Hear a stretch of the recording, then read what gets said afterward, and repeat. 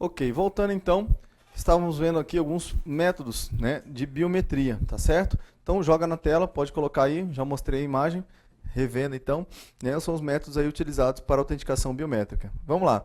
Controle de acesso, que é uma das formas de assegurar que somente pessoas autorizadas acessem determinada informação, pode ser realizado mediante o uso de dados biométricos. Então, o que é isso aí?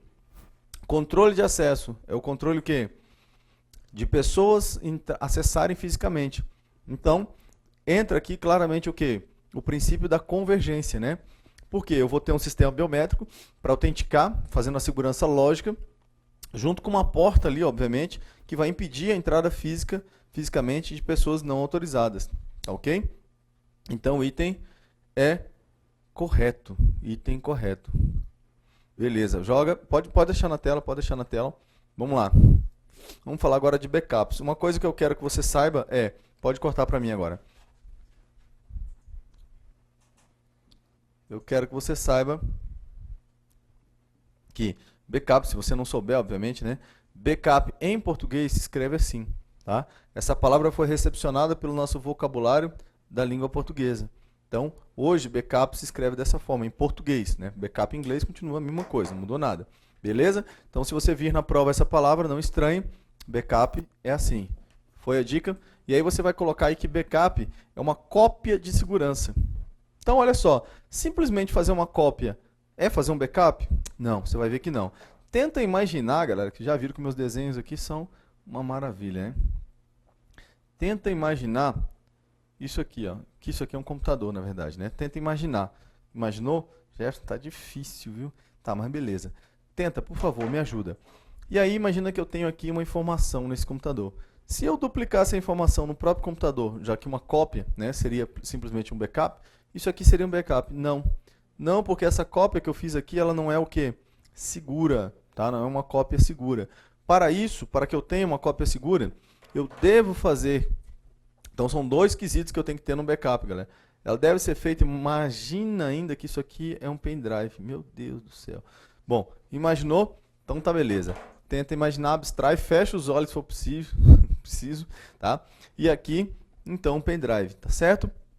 Fiz a cópia. E um dispositivo diferente, distinto daquele onde eu tenho os dados armazenados. Tá aqui, ó.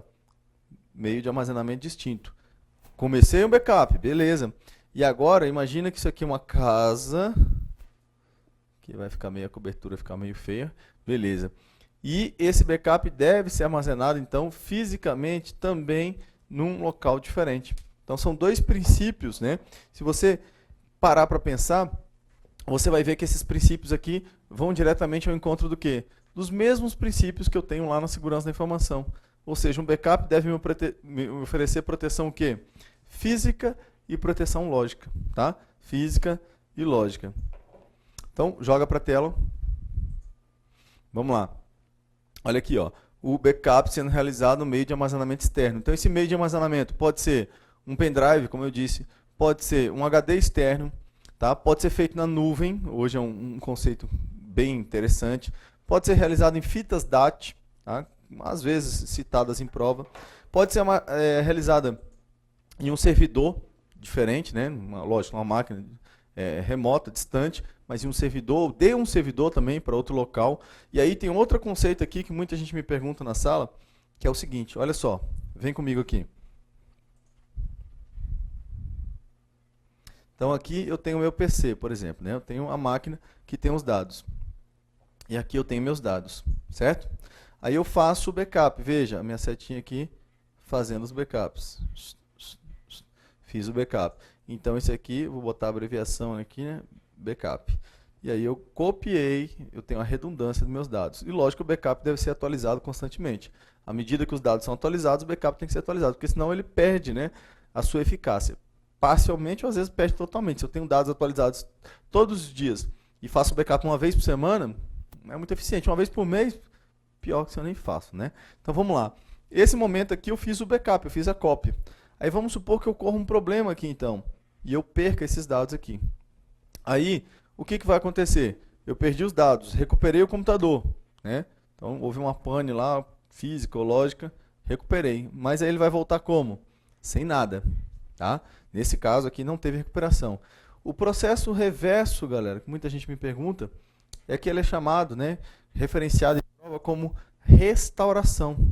Então aqui é o momento, ó, que eu vou restaurar os meus dados, tá certo? Então essa setinha de baixo aqui, os dados voltando para o PC, nós chamamos de restauração. Fica a dica, pode botar na tela. Botou na tela. Vamos lá então. Backups. Mostrei a figura. Aí motivos para fazer backup. Olha só esse computador como é que ficou, coitado, né? Acabado. E o HD, como é que ficaria? Destruído.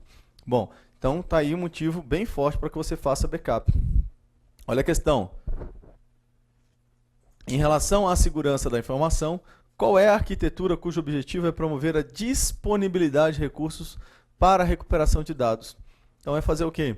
Armazenar os dados simplesmente? Não. Fazer o backup, letra B de bola. Essa aqui tem um peguinha, hein? Replicar documento em pendrive consiste em procedimento de backup? Vamos lá. Corta aqui para mim. Então você vai imaginar de novo que isso aqui que eu fiz é um pendrive. Replicar documento em pendrive. Então tem um documento, eu fiz a réplica dele no pendrive. É backup? Lembra que o backup tem que ser o quê? Seguro, cópia de segurança, proteção física, proteção lógica. Não tenho. Então esse item está errado, tá certo? Esse item está errado. Muito cuidado com esses peguinhas aí, tá certo? Vamos lá então. Os mecanismos utilizados para a segurança da informação consistem em controles físicos e controles lógicos. Os controles físicos constituem barreiras de hardware, enquanto os lógicos são implementados por meio de softwares. Joga ali para a tela para a galera ler a questão na íntegra. Aí. Bom, olha bem essa questão. Controles físicos e controles lógicos. Vem comigo agora. Agora que você leu aí, vem comigo. Então tem aqui aquela separação, ó, controles físicos, controles lógicos. Aí ele fala que os controles físicos constituem barreiras de hardware. Então esse aqui são os controles físicos, barreiras de hardware. Enquanto os controles lógicos são implementados por meio de software. Então esse aqui por meio de software. Ah, que legal, hardware é a parte física, né? Parte lógica são softwares. Esse é o peguinha. O peguinha é, se você por acaso vir por aí, ou entrar em uma empresa e encontrar uma barreira de hardware, por favor, tira foto, me manda, né? Se você estiver lá no meu Facebook, lá, você me marca e me mostra essa barreira de hardware. Porque não existem barreiras de hardware, tá certo? Barreiras, porta, janela, tudo bem. Mas barreira de hardware, o que é hardware? Não é a parte física do computador? É. Então veja só. Veja só. Barreira de hardware seria um monte de computador empilhado, um monte de peças de computador empilhadas, impedindo o acesso, controle físico, lembra? Segurança física, segurança lógica. Pois é, item errado. Peguinha, hein? Dos bons, dos bons. Corta aqui para a tela. Cortou para a tela. Vamos lá. Antes que fique preta a tela. Aqui, dentro desse bloco então, galera, pode cortar para mim aqui. Dentro desse bloco aqui, o que vai acontecer? Nós vamos passar para outro assunto, tá? Então, nós terminamos aqui a segurança da informação, finalizando, né, o contexto de segurança da informação. Relembro você que pratique, tá certo? Faça mais exercícios, busque mais conhecimento, reveja a aula aqui, à medida do possível. E agora nós vamos entrar no pacote Office e pacote BR Office, que vem praticamente todo edital, né? Já prestou atenção? Então, vamos lá, só vou dar um Alt Tab aqui, e aí eu vou entrar lá. Opa! Não foi tão bonito, agora foi. Agora chegou. Pode jogar no slide, por favor? Então nós vamos abordar aqui o pacote Office e o pacote BR Office. Como eu disse aí, presente em quase todos os editais, né? Esses dois aqui, essa dupla. Bom, e aí nós vamos fazer a comparação deles, analisando os programas diretamente. Quem compõe o pacote Office, quem compõe o pacote BR Office. Então eu vou fazer um resumo aqui bem feio, né? Meio feio, digamos assim. Corta aqui, corta para cá. Tá, eu vou colocar aqui, ó, só para que você tenha uma tabela, mas eu vou mandar junto com esse material, você pode ficar tranquilo. Você vai receber um PDF bem bonitinho com isso aqui, tá ok? Aqui é só para didática mesmo da aula, tá certo? E aí eu quero que você saiba que aqui, na verdade eu sei que você já conhece, né? Eu tenho o editor de textos Word. Similar a ele, eu tenho o Writer aqui dentro. E aí aqui eu tenho como um programa que trabalha com apresentações, não, com planilhas eletrônicas, o Excel, ou Excel, né? E aqui eu tenho o programa chamado Calc, beleza? E aqui eu tenho o PowerPoint. Esse sim trabalha com apresentações. Veja que dentro do pacote Office eu tenho mais programas, tá? Muito mais que isso aqui. Por exemplo, nós vimos na aula de internet que eu tenho, por exemplo, o Outlook aqui dentro. Mas aqui eu estou fazendo um paralelo entre os dois, tá? E aqueles que mais caem em concurso. O Outlook cai, mas geralmente, né, eu estou falando desses três aqui. Ao PowerPoint eu tenho similar a ele o Impress. Ok? Então, essa tabelinha aqui, galera, na verdade eu coloquei aqui para que isso aqui você fique na sua mente, fixe na sua mente, tá certo? Você vai receber o PDF, aí de repente você assiste a aula, mas é muito material, né? Cada professor manda um tanto de PDF e tal, e vai ficando de lado, né? Só fica com a videoaula. Então, pelo menos isso aqui tem que estar, né? Já me perguntaram o que é o BR Office. BR Office é um pacote, veja, por que nós chamamos de pacote? Uma suíte, né, um pacote, são nomes que você pode encontrar na prova, de programas de escritório. Semelhante ao Office, tá? Não posso falar que eles são idênticos, mas o Word, por exemplo, é um editor de textos. Qual é a função do Writer? O Writer é um editor de textos. O Excel é um editor de planilhas eletrônicas. O Calc também é. O PowerPoint é um editor de apresentações. O Impress, né, o Impress também é. Tá certo? Então eles têm a mesma função, só que não são programas idênticos. Pode jogar na tela aí que eu vou apagar isso aqui. E aí nós vamos fazer a comparação então desses programas agora. Então eu separei aqui as principais características e daqui a pouco nós vamos entrar na parte prática de algum deles, tá certo? Vou mostrar aqui, eu vou mandar um material para que você preencha aí, você pode, né? Vai o PDF para você, você vai preencher juntamente comigo. Então você vai assistir na videoaula e vai preenchendo o material, legal? Vamos lá. O primeiro deles aqui, então, eu estou tratando aqui do pacote do Office 2010, tá certo? Parece que está tudo junto aqui, era para ter um espaço aqui, né? Parece que dá a impressão que está Office PowerPoint 2010, tem um espacinho aí, tá? Então, o pacote que eu estou analisando 2010, lembrando que nós temos já o 2013 e existe a versão 365, que é para a internet, né? O Office totalmente na internet. Então, relembrando, PowerPoint é um programa que trabalha com o que, galera? Ele é um programa que trabalha com apresentações. Então, eu quero fazer uma apresentação, eu vou usar o PowerPoint ou o Impress, tá certo? Que vai ter a mesma função. Não vai ter necessariamente as mesmas ferramentas. E aí você vai estar recebendo, olha só que legal, corta para mim. Você vai estar recebendo, junto com essa videoaula, apostilas completas feitas por mim, tá? Do PowerPoint, do Impress, de todo o pacote. Vou resumir para você, todo o pacote. Que legal, você nem esperava isso, né? Achou que ia ficar só na videoaula? Não. Então tem mais, tem muito mais, é conhecimento para que você leia, tá? E faça uma boa prova, seja aprovado, né? Seja aprovado aí no seu concurso ou aprovada no seu concurso. Joga para a tela, então vamos continuar a análise do PowerPoint.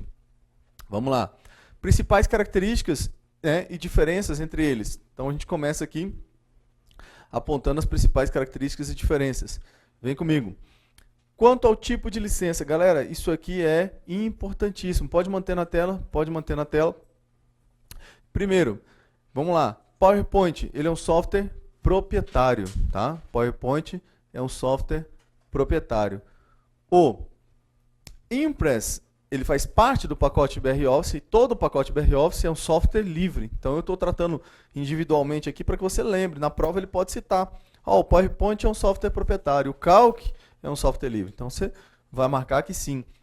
Aí você vai lembrar que um software proprietário é aquele que eu pago pelo direito de utilizá-lo, né? Vinculado ao quê? A uma licença. Então tem uma licença de uso para o software proprietário. Não posso sair copiando e instalando em qualquer máquina, sem o pagamento das devidas licenças. Enquanto o software livre não me restringe isso, né? Ele é livre, ele é aberto. Hoje, galera, eu quero dar a dica aqui para você, que eu acabei não falando no começo, mas eu falo aqui, pode cortar para mim aqui, que muitos estão se perguntando, né? Ah, mas espera aí, BR Office não está defasado, digamos assim, né? Não está passado? Beleza. Depois do BR Office, então nós temos aqui a continuação do BR Office, Tem várias questões aqui que levaram à mudança do nome do pacote. Então ele foi BROffice até a sua versão 3.2.2. Até lá ele era BROffice. Depois ele passou a se chamar LibreOffice, tá? Não Libre, como algumas pessoas falam, que não vem do inglês não. LibreOffice, beleza? Então o LibreOffice é uma continuação do BROffice? Sim. Pô, Jefferson, por que você está trabalhando BROffice se já existe o LibreOffice? Simples, meu amigo. Pega os editais, os últimos editais, e vê quantos cobraram BROffice e quantos cobraram LibreOffice. Então 99% ainda cobra o BROffice, tá ok? E aí você vai receber apostilas do LibreOffice, algo que você estude aí. Então eu quero ter uma noção melhor do LibreOffice sem problema. Joga na tela. Então o primeiro quesito aí foi quanto à licença. Depois, já apareceu aqui, a extensão padrão. Então vamos lá. Extensão padrão do arquivo. PowerPoint, você está vendo aí, extensão padrão dele, PPTX, tá? Mas, Jefferson, qual é a diferença? Que eu vejo muito arquivo do PowerPoint não usando essa extensão PPTX. Corta para mim. Cortou? Então aqui eu vejo muito PowerPoint usando PPSX. Bem, é verdade. Qual é a diferença das duas extensões? Então vou mostrar, vou falar para vocês aqui na verdade, né? Não precisa nem mostrar não, que falando é suficiente. Primeiro que o padrão é PPTX. O padrão é PPTX, tá? Quando eu mando salvar, eu não mexo em nada, só salvo. Eu salvei com PPTX. Querendo, eu posso salvar com PPSX ou até mesmo com outras extensões. Querendo, eu posso salvar com outras extensões. Então, o PPSX, a diferença é a seguinte. Quando eu salvo com PPTX e eu clico lá para abrir o arquivo, ele abre o arquivo no modo de edição de slide. Então, aquele modo que eu posso alterar a apresentação, né, corrigir alguma coisa e tal. E ali dentro eu posso iniciar o modo de apresentação. O PPSX é um modo que eu salvo e quando eu clico na apresentação, ele já abre no modo de apresentação. Então ele já começa a apresentar os slides, né? Supondo ali que tem uma apresentação, ele vai iniciar. Eu vou dando Enter e ele vai trocando os slides. Beleza? Então essa é a diferença. Lembrando que cair na prova, então, o padrão é PPTX, tá? Mas eu tenho outras extensões. Você já falei. Pode jogar na tela. Aí para o Impress, a extensão padrão para ele é ODP. ODP, beleza? Fica a dica para vocês aí. Então vamos lá. Próximo. Aí tem aqui os exemplos de cada um, né? Olá PPTX e teste ODP. Vamos lá para o número 3, então. Compatibilidade de arquivo. Gente, isso aqui é importantíssimo. Cai, que é uma beleza. Vamos lá.